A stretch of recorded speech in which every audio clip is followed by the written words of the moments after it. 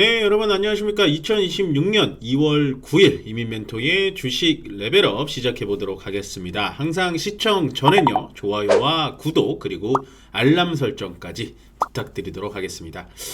시장은 이제 제가 계속 조심하자 보수적으로 좀 말씀드렸는데 역시나 반등이 나올 때도 강하게 나오고 있다라는 부분을 꼭 기억하시고요. 지금은 반등이 나올 때 추가적인 상승을 노리는 것보다는 반등이 나올 때 현금을 가지고 계시는 게 좋습니다. 그러니까 어떤 느낌이냐면 월요일날 급락이 나왔고 화요일날 반등이 나왔잖아요. 그때 어느 정도 수익이 난 종목을 현금을 가지고 계시다가 수, 목, 금 조정이 나왔습니다. 특히나 목요일, 금요일 조정이 좀 심하게 나왔는데 그때 밑에서 또 사신 분들은 오늘 매도를 하는 거예요.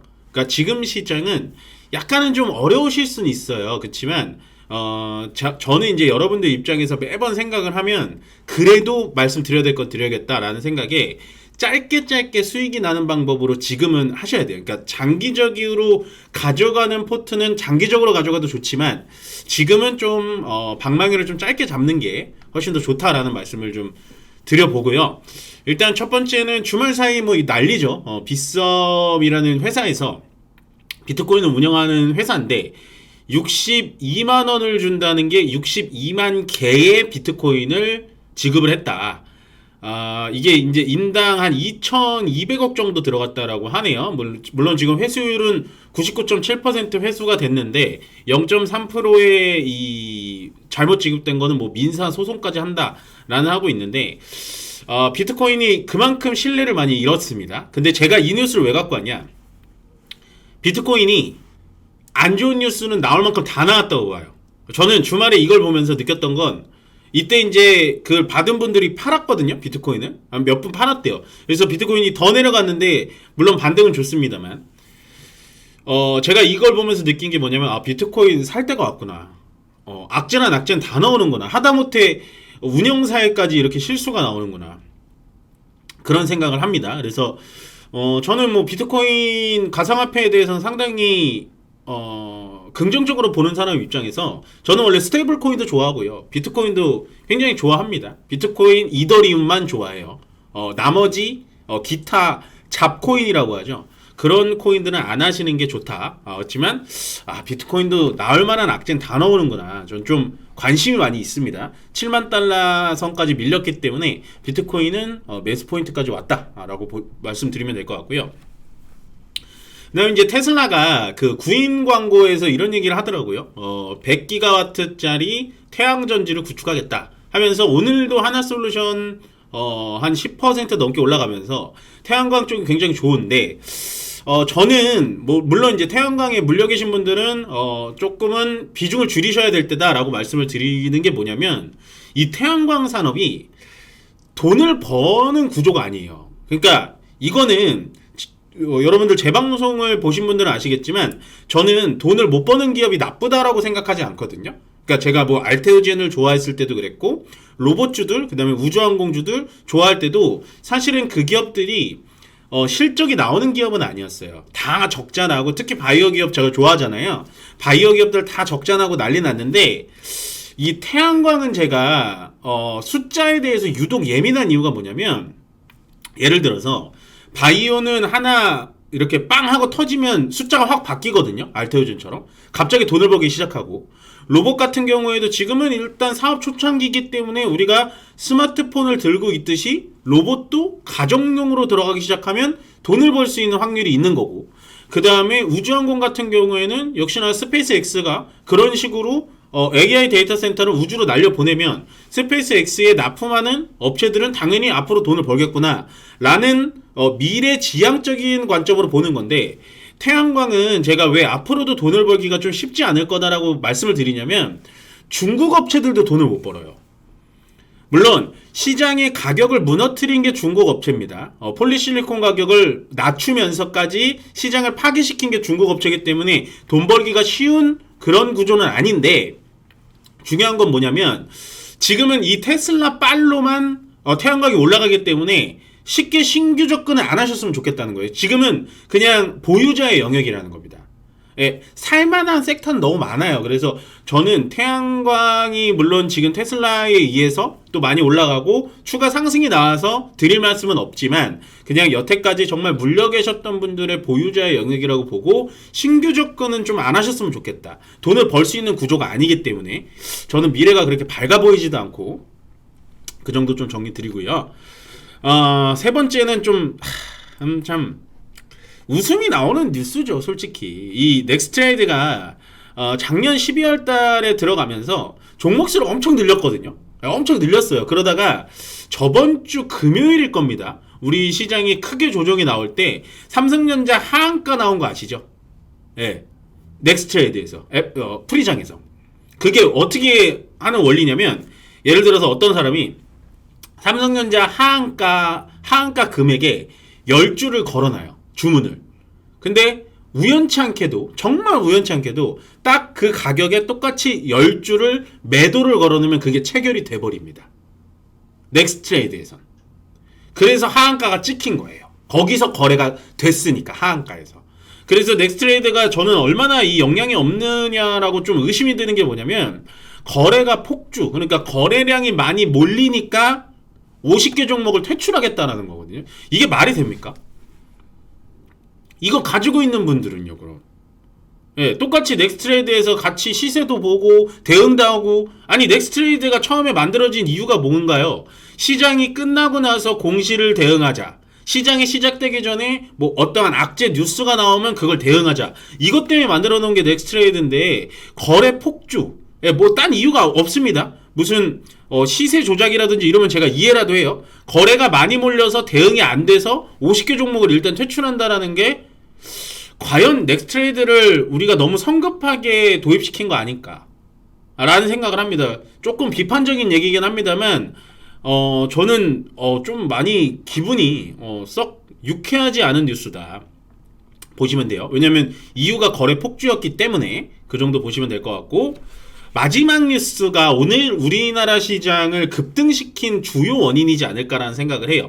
마이크론이라는 회사 아시죠? 전 세계에 D램을 만들고, 그러니까 HBM을 만들 수 있는 회사는 3개입니다. 삼성전자, SK하이닉스, 마이크론 테크놀로지인데 미국 회사인 마이크론 테크놀로지가 사실은 HBM까지도 만들겠다. 우린 HBM 쪽으로만 집중하겠다. 라고 얘기를 하면서 엔비디아의 이제 HBM4가 납품 실패됐다는 뉴스가 아침에 나오면서 우리나라 시장 SK하이닉스, 삼성전자, SK스퀘어가 폭등이 나온 거죠. 특히나 HBM4기 때문에 HBM3 그리고 HBM3E까지는 SK하이닉스가 전적으로 90% 이상 점유율을 가져갔는데 HBM4부터는 얘기가 달라요. 여기서부터는 3파전이 예상이 됐는데 이렇게 된다면 제일 HBM4를 많이 쓰는 엔비디아가 납품을 못하게 한다면 삼성전자와 하이닉스 2강 체제로 가는 게 맞습니다. 그러면 우리나라 증시는 앞으로 좋아질 가능성이 높고, 거기에 플러스 제가 자꾸 변동성이 크니까 조심하세요 라고는 합니다만 여러분들 포트에는 무조건 반도체는 있어야 된다는 결론이 나오는 거예요. 뭐 HBM 향 뭐 이런 것도 없이 반도체는 가져가셔야 돼요. 최소 삼성전자, SK하이닉스, 삼성전자 우선주, SK스퀘어는 가져가야 된다는 거죠. 아마 이 뉴스가 오늘 시장이 반등이 원래 나오는 타이밍이었는데 그 반등이 조금 더 크게 나온 주요 원인이지 않을까라고 생각해서 마지막에 좀 중요한 뉴스라서 좀 넣어놨고요. 오늘 강세업종은 굉장히 많고 약세업종은 반대로 적습니다. 약세업종 조금이나 말씀드리고요. 강세업종은 일단 반도체, 방금 얘기 드렸다시피 마이크론 테크놀로지의 악재가 어떻게 보면 우리나라에 당연히 호재가 될 수 있는 거기 때문에 반도체가 좋았고, 반도체가 좋다 보니까 그간 쉬고 있었던 전력기기, 전선주들 같이 좋았고요. 우주항공은 돈이 되는 사업이다. 말씀드렸습니다. 신재생에너지, 태양광, 풍력과는 좀 달라요. 돈이 되기 힘든 사업하고 지금은 당장 돈을 벌 수는 없지만 앞으로 미래 산업에 대해서 돈이 충분히 될 수 있는 건 우주항공이라고 저는 생각하고 있기 때문에 우주항공에 대해서는 눌러줄 때마다 꼭 관심을 갖자라고 많이 말씀을 드리고, 우주항공에서 종목을 선정할 때는 어떻게 해야 된다? 스페이스 X에 납품이 되는 업체를 찾으시고, 그것도 못 찾겠다, 너무 올라갔다 싶으시면 스페이스 X에 경쟁사들이 있어요. 영국의 원앱이라든지 이런 데 경쟁사가 있는데 그런 경쟁사에 또 레이더라든지 주파수 납품하는 애들이 있습니다. 그쪽도 괜찮아요. 저는 우주항공이 로봇이 조금 쉬어갈 때마다 볼만하다라고 보시면 되고, 제약바이오가 오전에는 그렇게 좋지 않았습니다.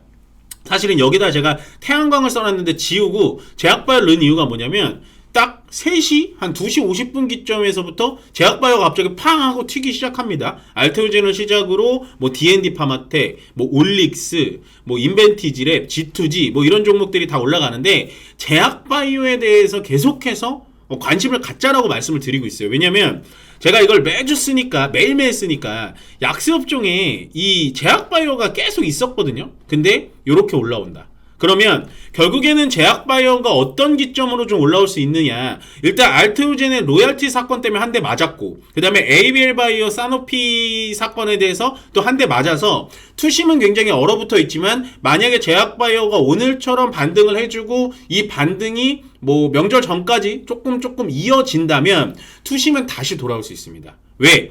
제약바이오는요, 예전에 신라젠 사태처럼 뭐 임상 뭐 이런 거에 대해서 지금은 거짓을 얘기하지 않아요. 늘 말씀드리지만 글로벌 빅테크인, 빅파마인 뭐 일라이릴리라든지 사노피, GSK, 머크 이런 회사들이 우리나라의 기업들과 기술 이전 계약을 논의하고 있는 거기 때문에 기술의 실체가 있는 겁니다. 다만 재무제표에서 돈을 못 벌 뿐 기술은 충분히 유효하다. 그래서 저는 제약바이오에 대해서는 여러분들 포기하지 않으셨으면 좋겠어요. 그래서 반도체는 제가 당연히 20-30% 가져가야 되지만 제약바이오는 심장 떨리시는 분은 안 가져가셔도 되는데, 만약에 제약바이오에 나는 이 등락폭에 대해서는 버틸만하다, 제약바이오도 20% 가져가셔야 돼요.